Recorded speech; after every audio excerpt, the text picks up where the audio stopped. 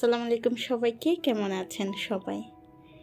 আশা করি সবাই ভালো আছেন। আলহামদুলিল্লাহ আমরাও বেশ ভালোই আছি। সবাইকে ঝিনুক ব্লগ এন্ড কুক চ্যানেলে নতুন আরেকটি ভিডিও দেখার জন্য ওয়েলকাম জানাচ্ছি। আজকের সকালটা না একটু প্যারাময় সকাল। একদম সকালে ঘুম থেকে উঠেছি। ঘুম থেকে ওঠার পর অনেকগুলো রুটি তৈরি করেছি। একটা পাঁচমিশালি সবজি রান্না করেছি সকালে নাস্তার জন্য। রুটি তৈরি করা সকালবেলা অনেকখানি ঝামেলার একটা কাজ, তবে প্রতিদিন তৈরি করতেছি তো এখন আর ওইভাবে ঝামেলা মনে হয় না। তবে ভাজি করা, সবজি রান্না করা এগুলো একটু বেশি প্যারা লাগে। যাই হোক, এখানে সকালের নাস্তাটা আমি টেবিলে নিয়ে এসেছি। ও হ্যাঁ, এর মধ্যে তানহাকেও তানহার বাবা স্কুলে নিয়ে গিয়েছিল। এরপর তানহার বাবা ওকে স্কুলে রেখে বাসায় চলে এসেছে। এখন আমরা সকালের নাস্তাটা করে নিচ্ছি।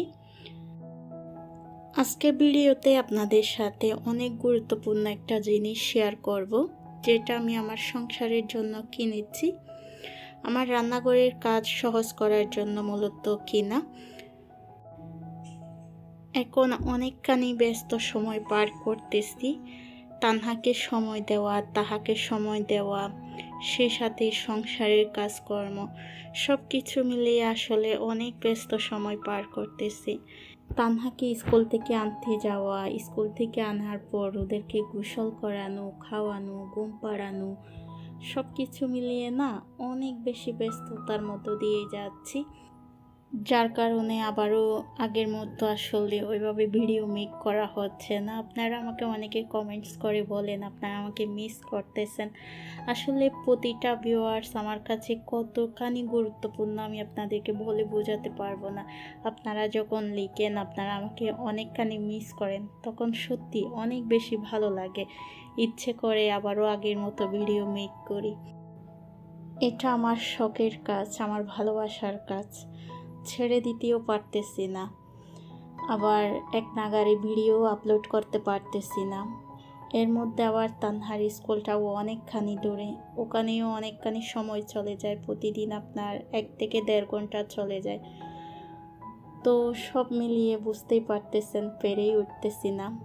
তারপরেও নিজের উপর বিশ্বাস আছে, সব কিছু সামলিয়ে আবারও আগের মতো ভিডিও মেক করব। আপনারা আমার জন্য একটু দোয়া করবেন। আর এখানে যে দেখতে পাচ্ছেন আমি আমার পিচ্চিকে নিয়ে স্কুলে যাচ্ছি। আসলে ওকে সাথে করেই নিয়ে যেতে হয়, যেহেতু আমার দেবরের আজকে ভার্সিটিতে ক্লাস আছে, ও চলে গিয়েছে। ও বাসায় থাকলে ওর কাছেই রেখে যাই, আজকে নিয়ে যেতেই হবে। এই যে মা ছেলে বের হয়ে গেলাম। এভাবেই পার হয় আসলে আমার দিনগুলো। এরপরে স্কুল থেকে ওকে নিয়ে আসবো।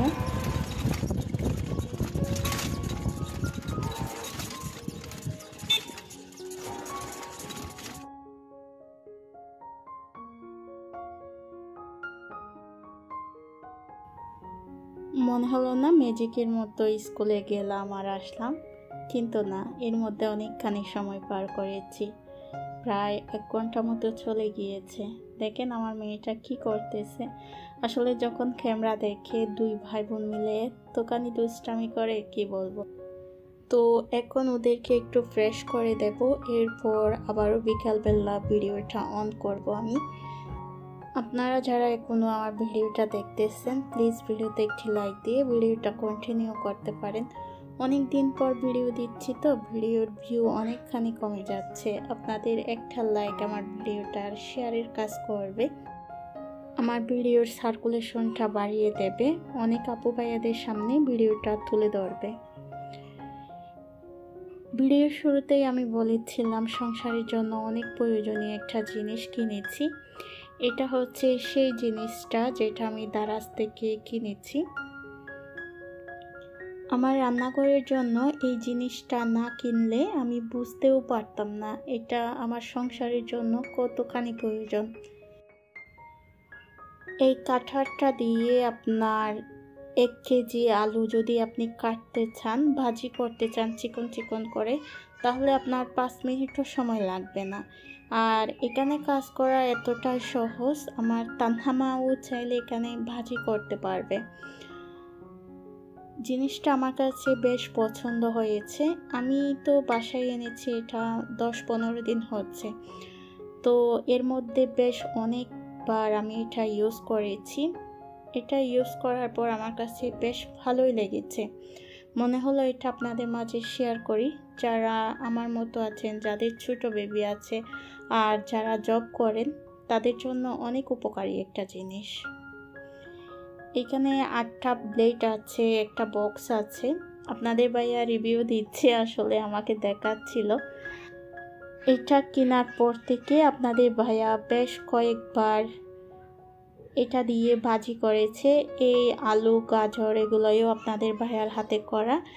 আমি যখন আসলে ভিডিও করতে চেয়েছিলাম, উনি নিষেধ করছিল, তাই আর ওইভাবে ভিডিওটা করা হয় নাই।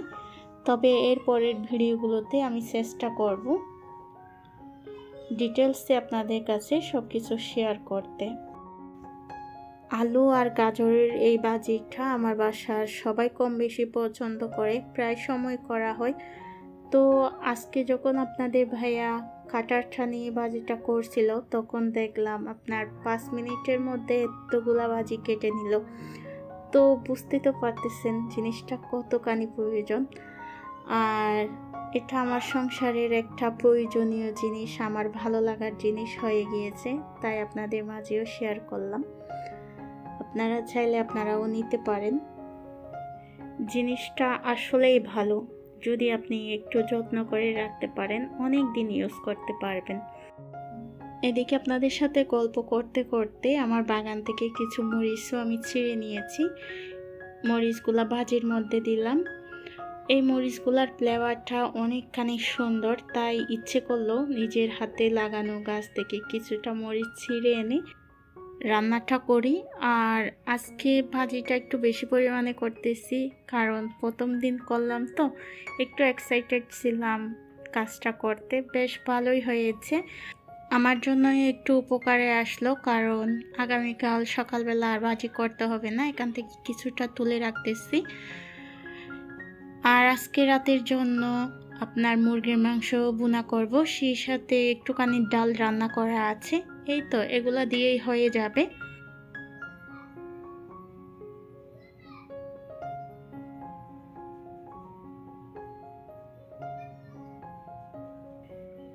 ভাজিটা রান্না করার পর আমি এই ফ্রাই প্যানটা একটু ভালোভাবে ধুয়ে নিয়েছি। এখন মুরগির মাংসটা রান্না করব। আজকে মুরগির মাংস ভুনা করব।